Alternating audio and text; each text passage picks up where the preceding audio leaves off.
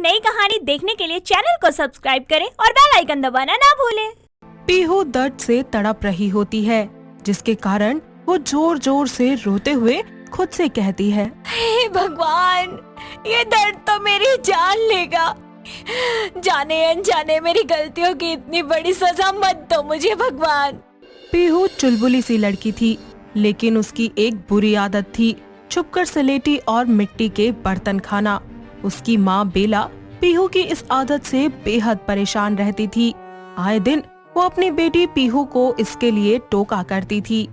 एक दिन पीहू अपने कमरे में बैठी स्लेटी और मिट्टी का टुकड़ा लिए उसको खा रही होती है कि तभी वहाँ पर बेला आती है और उसको ऐसा करता देखकर गुस्से से बोलती है, पीहू तू कब सुधरेगी? इतनी बड़ी हो गई है, अकल कब आएगी तुझे? ये खाना छोड़ दे, आगे अगर दर्द हुआ ना पीठ में तो रोएगी। अरे माँ, कुछ नहीं होता, आप टेंशन ना लो। कैसे ना लूं टेंशन? तुझे तो फिक्र नहीं है, पर मैं तो तेरी माँ हूँ ना। मुझे नहीं पता, अगर तूने आज के बाद ये स्लेटी या मिट्टी खाई तो मुझसे बुरा कोई नहीं होगा। आपसे बुरा और है भी कौन मम्मी? हाँ, उड़ा ले मजाक, बाद में याद आएगी माँ की ये टोका टोकी। पीहू पर उसकी माँ की बातों का कोई असर नहीं होता और वो आए दिन छुप छुप कर स्लेटी और मिट्टी खाती रहती। ऐसे ही एक दिन वो कॉलेज में स्लेटी खा रही होती है, जिसे देखकर उसकी दोस्त पिंकी उससे कहती है, ओ बददिमाग लड़की, एक पड़ेगा तेरे खींच के थप्पड़। ये क्या खा रही है? फेंक इसको। क्या है यार पिंकी, खाने देना। तुझे चाहिए तो तू भी ले ले, पर मुझे मत रोक। तेरे कान के नीचे पड़ेगा अगर तूने इसको फेंका नहीं। पता है कितनी बुरी चीज है ये पेट के लिए। तू रहने दे, अपना ये मेडिकल का ज्ञान ना तू अपने स्टूडेंट्स को दियो, मुझे मत दे। जा मर फिर।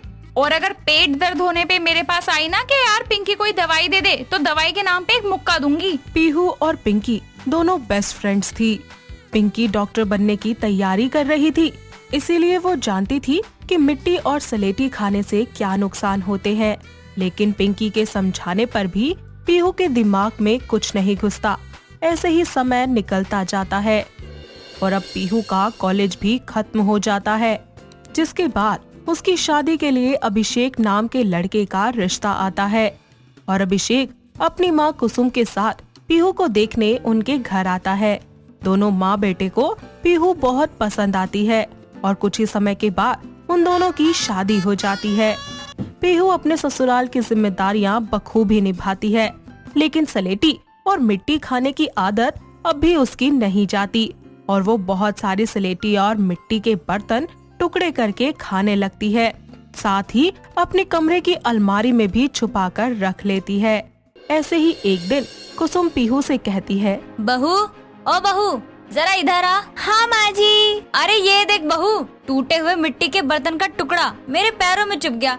ठीक से साफ सफाई नहीं करती क्या तू? पीहू ये देखकर डर जाती है कि कहीं उसकी सास के सामने ये उसकी मिट्टी के बर्तन खाने की आदत न आ जाए, इसीलिए वो इसको छुपाने को सोचती है। माँ जी अच्छे से तो की थी, लगता है शायद रह गया गलती से। लाइए मैं फेंक देती हूँ इसे। पीहू बात को छुपाते हुए बच जाती है। ऐसे ही एक दिन पीहू के पेट में दर्द होता है। दर्द हल्का होने पर वो ध्यान नहीं देती, लेकिन शाम होते होते उसके पेट में बहुत तेज दर्द हो जाता है, जो कि उसके बर्दाश्त से बाहर होता है। वो दर्द के मारे जोर जोर से रोने लगती है, साथ ही अपनी सास और अपने पति को आवाज लगाते हुए कहती है, अभी जी, माँ जी, कहाँ है आप दोनों? जल्दी आइए, मैं मर जाऊंगी नहीं तो। पीहू की दर्द भरी आवाज सुनकर दोनों माँ बेटे भागे आते हैं और उसको दर्द में देखते हुए अभिषेक पीहू को तुरंत उसी की ही डॉक्टर दोस्त पिंकी के पास ले आता है। पिंकी पीहू का पूरा चेकअप करती है और दर्द की वजह जानने के लिए उसके कुछ टेस्ट और अल्ट्रासाउंड करके पता लगाती है और उसको जिस बात का डर होता है वही हो जाती है, जिसके बाद वो पीहू के पास जाकर उससे बोलती है, क्यों मैडम, कहा था ना छोड़ दे, ये बुरी आदत है, लेकिन तुमने तो मेरी बात नहीं मानी। लो, हो गई ना प्रॉब्लम। अभिषेक पिंकी की बातें सुनकर कुछ भी समझ नहीं पाता और वो पिंकी से पूछता है, क्या बात है पिंकी, कैसी आदत? क्या हुआ है पीहू को? इतनी तेज दर्द आखिर उसको किस वजह से हुआ है? आपको नहीं पता? पीहू मैडम को स्लेटी और मिट्टी के बर्तन खाने की आदत है। इसको मैंने पहले भी समझाया था, लेकिन ये नहीं मानी। अब देखो किडनी में पथरी हो गई ना। क्या? पथरी? सलेटी खाने की वजह से पीहू तुम सलेटी खाती थी?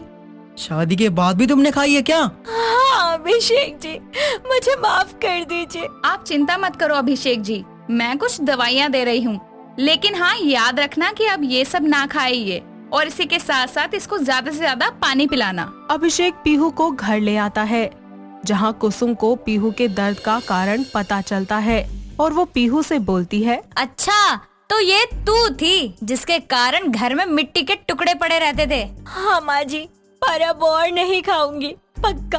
अरे कोई बात नहीं बहू, ऐसी उम्र में अक्सर ये सारी चीजें खाने की आदत लग जाती है और अब तो तुझे पथरी हो चुकी है, तो प्लीज ये सब छोड़ दे बहू। हाँ माँ जी जरूर। कुसुम इस दौरान पीहू का बहुत ध्यान रखती है, जिसके बाद दवाइयों की वजह से कुछ ही समय के बाद उसका दर्द खत्म हो जाता है। ऐसे ही समय बीतता जाता है।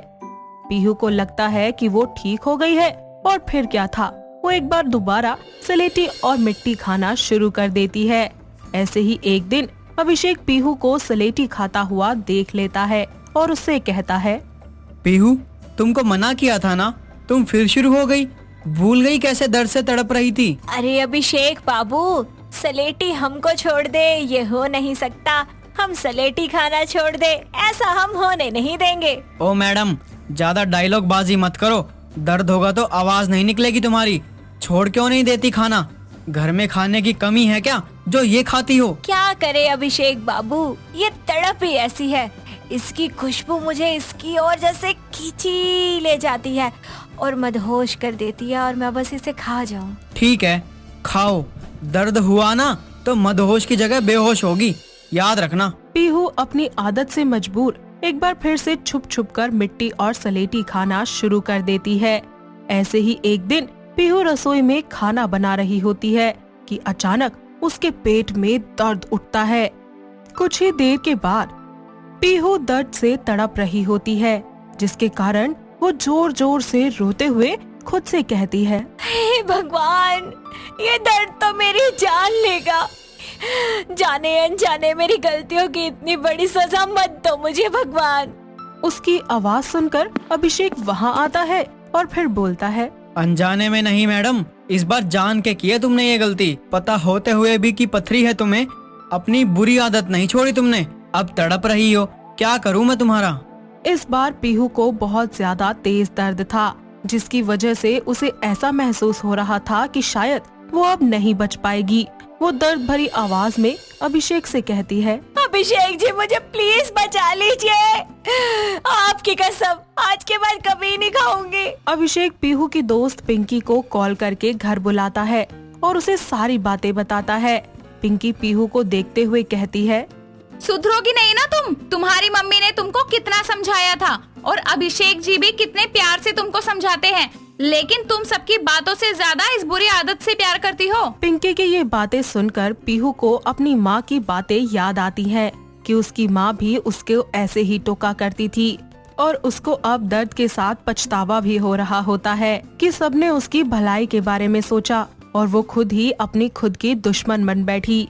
इस सब के बाद पीहू अच्छे से समझ जाती है कि उसका ठीक रहना कितना ज्यादा जरूरी है और इस दर्द से हमेशा हमेशा के लिए छुटकारा पाने के लिए उसको अपनी ये आदत छोड़नी ही पड़ेगी। और फिर वो पिंकी से बोलती है, पिंकी अब से कभी नहीं खाऊंगी, मुझे समझ आ गया यार, और अब ये दर्द मैं हमेशा के लिए खत्म करना चाहती हूँ। प्लीज मेरा दर्द कम कर दे, ये पथरी निकाल दे यार, मैं मर जाऊंगी इस दर्द से। पिंकी पीहू को एक इंजेक्शन लगाती है, जिसके कुछ ही टाइम के बाद उसका दर्द धीरे धीरे कम होने लगता है।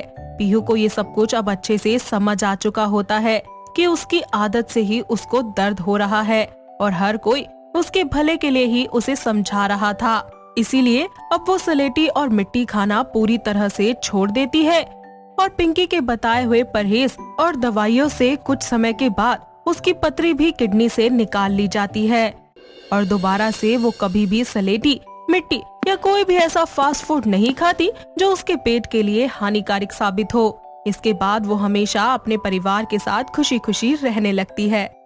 दोस्तों, अगर आपको ये कहानी पसंद आई तो इसे लाइक करें, शेयर करें और कमेंट करके बताएं कि कहानी में आपको सबसे अच्छा क्या लगा।